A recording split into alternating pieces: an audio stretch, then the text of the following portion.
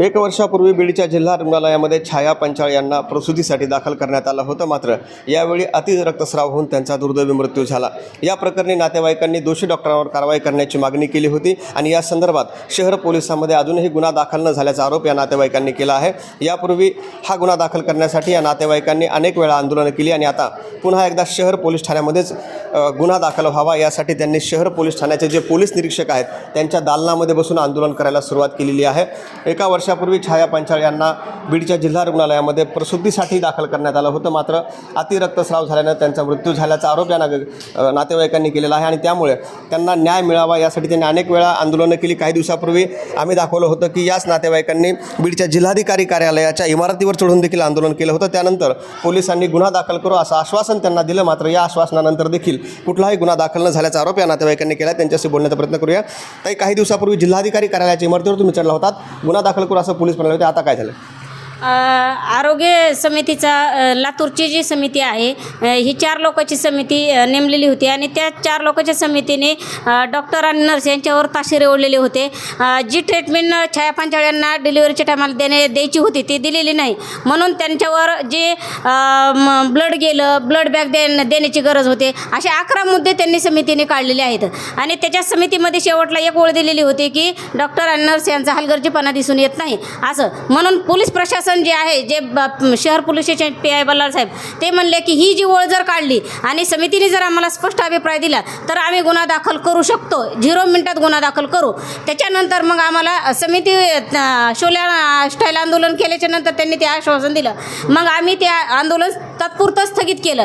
त्याच्यानंतर मग आम्ही पोलीस आणि आरोग्य विभागाकडून पत्रव्यवहार केला आणि स्पष्ट अभिप्राय समितीकडून मागून घेतला आणि त्यांनी आता स्पष्ट अभिप्राय दिला आहे की डॉक्टर आणि नर्स यांच्यावर गुन्हे दाखल तुम्ही करू शकता या समितीच्या अहवालाच्या आधारानुसार. परंतु आत्ता बल्लाळ साहेब जी काय म्हणतात की आम्ही जे अंबेजोगाईचा समितीचा अहवाल आला आहे त्याच्यावर त्याच्या समितीने असा अहवाल दिला आहे की आम्ही गुन्हा दाखल करू शकत नाही. आमचे हात बांधलेले आहेत आणि आमच्यावर आज म्हणजे आज 8 दिवस झाले याच ठिकाणी आम्ही आंदोलन केलेलं होतं. ते आंदोलन आता आमची अशी मागणी आहे की जोपर्यंत छाया गणेश पंचाळ यांच्या मारेकऱ्यांना जोपर्यंत शिक्षा होत नाही आणि त्यांच्यावर सदोष मनुष्यवधाचे गुन्हे दाखल होत नाहीत तोपर्यंत हे आंदोलन आम्ही इथे चालू ठेवणार आहोत. आणि आम्हाला पोलीस प्रशासन बल्लाळ साहेब अशी धमकी देतात की तुम्ही माझ्या शासकीय कामामध्ये अडथळा केला म्हणून आमच्यावर म्हणजे बघा लोकशाहीमध्ये ज्यावेळेस एखादा माणूस मेला तर त्याला न्याय मागण्यासाठी आम्ही लोकशाही मार्गाने आंदोलन करतो आणि हे आम्हाला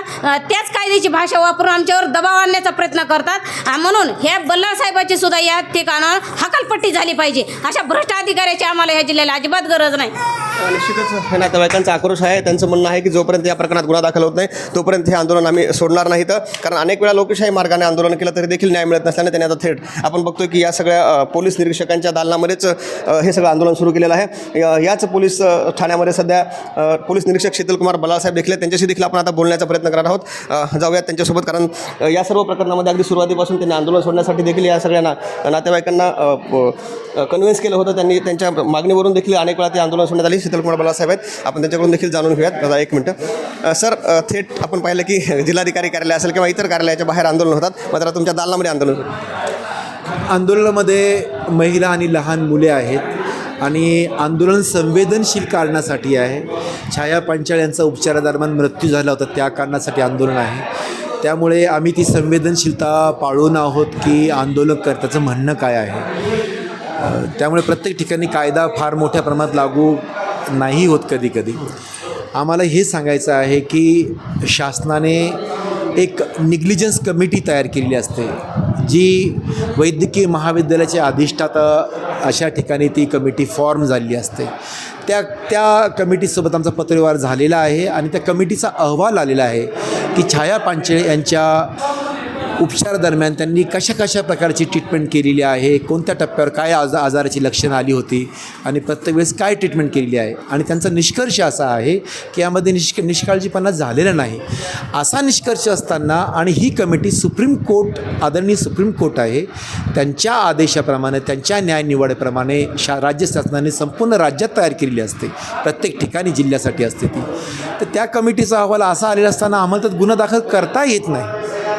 असं कायद्याच्या विरुद्ध, नियमाच्या विरुद्ध आम्ही कायद्याचे पालक जाऊ शकत नाही.